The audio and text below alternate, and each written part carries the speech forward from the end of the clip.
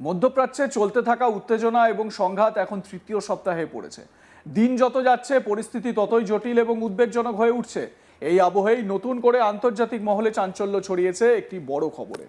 British নৌবাহিনীর একটি অত্যাধুনিক পারমাণবিক সাবমেরিন HMS অ্যানসন আরব সাগরে মোতায়েন করা হয়েছে বলে জানা যাচ্ছে। বিভিন্ন আন্তর্জাতিক সংবাদ মাধ্যমের প্রতিবেদনে বলা হয়েছে এই সাবমেরিনটি শক্তিশালী টমাহক ক্রুজ মিসাইল দিয়ে সজ্জিত। ফলে এটি শুধু একটি সাধারণ যুদ্ধজাহাজ নয়, বরং এটি অত্যন্ত শক্তিশালী এবং কৌশলগতভাবে গুরুত্বপূর্ণ সামরিক সম্পদ। মধ্যপ্রাচ্যের উত্তপ্ত পরিস্থিতির মধ্যে এই সাবমেরিনের উপস্থিতি স্বাভাবিকভাবেই নতুন করে উদ্বেগ বাড়াচ্ছে। রিপোর্ট অনুযায়ী HMS অ্যানসন এই মাসের শুরুতে অস্ট্রেলিয়ার পার্থ শহর থেকে যাত্রা শুরু করে। প্রায় 5500 মাইল পথ অতিক্রম করে এটি এখন আরব সাগরে পৌঁছেছে। এই দীর্ঘ যাত্রাপথই বোঝাচ্ছে কতটা পরিকল্পিতভাবে এবং কৌশলগত চিন্তাভাবনা করে এই মোতায়েন করা হয়েছে। এই সাবমেরিনটি পারমাণবিক শক্তিচালিত, অর্থাৎ এটি দীর্ঘ সময় জলে ডুবে থেকে কাজ করতে পারে। এর মধ্যে রয়েছে অত্যাধুনিক অস্ত্র ব্যবস্থা, বিশেষ করে টমাহক ব্লক 4 ক্রুজ মিসাইল, যার পাল্লা 1000 মাইল বা 1600 কিলোমিটার পর্যন্ত। অর্থাৎ আরব সাগরে অবস্থান করেও এই সাবমেরিন থেকে বহু দূরের লক্ষ্যবস্তুতে আঘাত আনা সম্ভব। শুধু তাই নয়, এর সঙ্গে রয়েছে স্পিয়ারফিশ হেভিওয়েট টর্পেডো, যা সাবমেরিন যুদ্ধের জন্য অত্যন্ত কার্যকর। সব মিলিয়ে HMS অ্যানসনকে বলা হচ্ছে ব্রিটিশ নৌবাহিনীর অন্যতম শক্তিশালী অস্ত্র। এই সাবমেরিনটি অ্যাস্টিউট ক্লাসের অন্তর্গত। এই শ্রেণীর সাবমেরিনগুলি এখনও পর্যন্ত ব্রিটিশ নৌবাহিনীর সবচেয়ে বড়, সবচেয়ে উন্নত এবং সবচেয়ে শক্তিশালী আক্রমণাত্মক সাবমেরিন হিসেবে পরিচিত।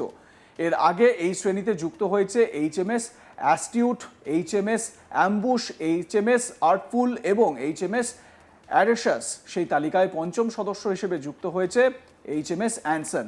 ভিডিওতে যে ছবি আপনারা দেখতে পাচ্ছেন, এটি সেই HMS অ্যানসন।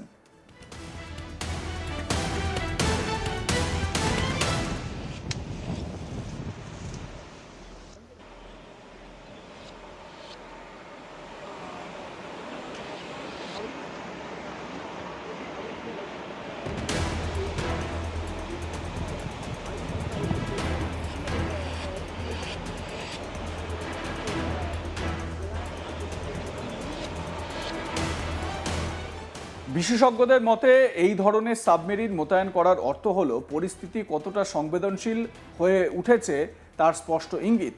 কারণ এই সাবমেরিনের অবস্থান এমন জায়গায় যেখান থেকে প্রয়োজনে সরাসরি ইরানের দিকে মিসাইল ছোড়া সম্ভব, যদিও এখনও পর্যন্ত ব্রিটিশ প্রতিরক্ষা মন্ত্রক এই বিষয়ে কোনো আনুষ্ঠানিক বিবৃতি দেয়নি। এদিকে এই মোতায়েনের সঙ্গে আরেকটি গুরুত্বপূর্ণ বিষয় জড়িয়ে রয়েছে হরমুজ প্রণালী। এই জলপথটি বিশ্বের অন্যতম গুরুত্বপূর্ণ সামুদ্রিক পথ, যার মাধ্যমে বিপুল পরিমাণ তেল এবং জ্বালানি জ্বালানি পরিবহন করা হয়। বর্তমানে ইরানের তরফে এই প্রণালী ঘিরে যে অবরোধ তৈরি হয়েছে তা নিয়ে আন্তর্জাতিক মহলে উদ্বেগ বাড়ছে। এই প্রণালীটি খুবই সংকীর্ণ, কিন্তু এর গুরুত্ব অপরিসীম। বিশ্বের মোট তেল সরবরাহের একটি বড় অংশ এই পথ দিয়ে যায়। ফলে এখানে কোনো সমস্যা হলে তার প্রভাব পড়ে গোটা বিশ্বের জ্বালানি বাজারে। তেলের দাম বেড়ে যেতে পারে, জ্বালানি সংকট তৈরি হতে পারে, এমনকি বিভিন্ন দেশের অর্থনীতিও ক্ষতিগ্রস্ত হতে পারে। এই পরিস্থিতিতে ব্রিটেন সহ মোট 22টি দেশ একসঙ্গে ইরানের বিরুদ্ধে প্রতিবাদ জানিয়েছে। তারা অভিযোগ করেছে উপসাগরীয় অঞ্চলে জাহাজগুলির উপর হামলা এবং হরমুজ প্রণালী বন্ধ করে দেওয়ার চেষ্টা আন্তর্জাতিক আইন ভঙ্গের শামিল। এই উত্তেজনার মধ্যেই HMS অ্যানসনের মোতায়েনকে অনেকেই বড় কূটনৈতিক এবং সামরিক বার্তা হিসেবে দেখছেন। এটি শুধু প্রতিরক্ষামূলক পদক্ষেপ নয়, বরং একটি সতর্ক বার্তাও হতে পারে। উল্লেখযোগ্য বিষয় হলো, এই সাবমেরিনটি সম্প্রতি অস্ট্রেলিয়ায় গিয়েছিল। সেটি ছিল একটি বড় আন্তর্জাতিক প্রতিরক্ষা জোটের অংশ হিসেবে। অকাস নামে পরিচিত এই জোটে রয়েছে অস্ট্রেলিয়া, ইউনাইটেড কিংডম এবং আমেরিকা। এই জোটের মূল উদ্দেশ্য হলো ইন্দো প্যাসিফিক অঞ্চলে নিরাপত্তা জোরদার করা। অস্ট্রেলিয়া সফর শেষ করে এ মাসের শুরুতেই HMS অ্যানসন পার্থ থেকে রওনা দেয় এবং দীর্ঘ পথ পেরিয়ে এখন মধ্যপ্রাচ্যের কাছে পৌঁছেছে। এই পুরো যাত্রাপথ এবং মোতায়েনের সময়কাল থেকেই বোঝা যাচ্ছে এটি হঠাৎ কোনো সিদ্ধান্ত নয়, বরং আগে থেকেই পরিকল্পিত পদক্ষেপ। সংবাদ মাধ্যমের রিপোর্টে আরও বলা হয়েছে এই সাবমেরিনটি মাঝে মধ্যে জলের উপর উঠে আসে যোগাযোগের জন্য। তখন এটি লন্ডনের নর্থউডে অবস্থিত ব্রিটিশ সামরিক সদর দপ্তরের সঙ্গে যোগাযোগ করে। নর্থউডে অবস্থিত এই কেন্দ্র থেকেই সমস্ত গুরুত্বপূর্ণ সামরিক সিদ্ধান্ত নেওয়া হয়। যদি কখনো মিসাইল ছোড়ার প্রয়োজন হয় তাহলে সেই নির্দেশ দিতে হবে ব্রিটেনের প্রধানমন্ত্রী কিয়ার স্টারমারকে। তার অনুমোদনের পরেই সেই নির্দেশ সাবমেরিনে পৌঁছবে এবং তারপরই পদক্ষেপ নেওয়া সম্ভব হবে। এই গোটা পরিস্থিতির আরেকটি গুরুত্বপূর্ণ দিক হলো আমেরিকার ভূমিকা। জানা যাচ্ছে ব্রিটিশ সরকার ইতিমধ্যেই আমেরিকাকে তাদের ঘাঁটি ব্যবহার করার অনুমতি দিয়েছে, বিশেষ করে ইরানের সেই সব জায়গায় হামলার জন্য যেগুলি হরমুজ প্রণালীর নিরাপত্তার জন্য হুমকি বলে মনে করা হচ্ছে। সব মিলিয়ে মধ্যপ্রাচ্যের পরিস্থিতি এখন অত্যন্ত স্পর্শকাতর।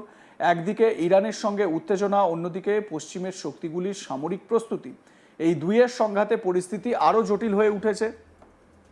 বিশেষজ্ঞরা বলছেন এই ধরনের সামরিক মোতায়েন সাধারণত বড় সংঘাতের আগাম ইঙ্গিত দেয়।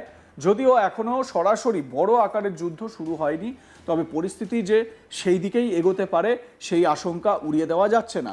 দেখুন, এই HMS অ্যানসনের এইভাবে অ্যারাবিয়ান সিতে চলে আসা সেই আশঙ্কারই ইঙ্গিত দিচ্ছে।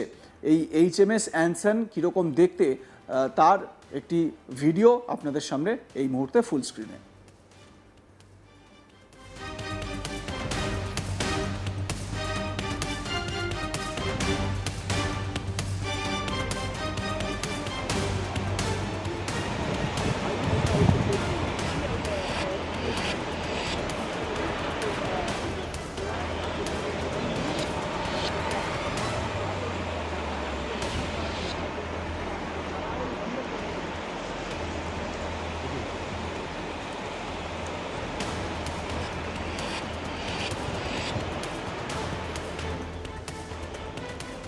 এই অবস্থায় আন্তর্জাতিক কূটনীতির গুরুত্ব আরও বেড়ে গিয়েছে, কারণ সামরিক শক্তি দিয়ে সমস্যা সমাধান করা সম্ভব নয়, এমনটাই মনে করছেন অনেকেই।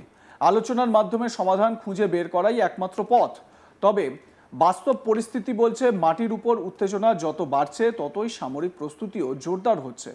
আর সেই কারণেই HMS অ্যানসনের মতো অত্যাধুনিক সাবমেরিন মোতায়েনের ঘটনা আন্তর্জাতিক রাজনীতিতে নতুন মাত্রা যোগ করেছে। এই মুহূর্তে গোটা বিশ্ব তাকিয়ে রয়েছে মধ্যপ্রাচ্যের দিকে।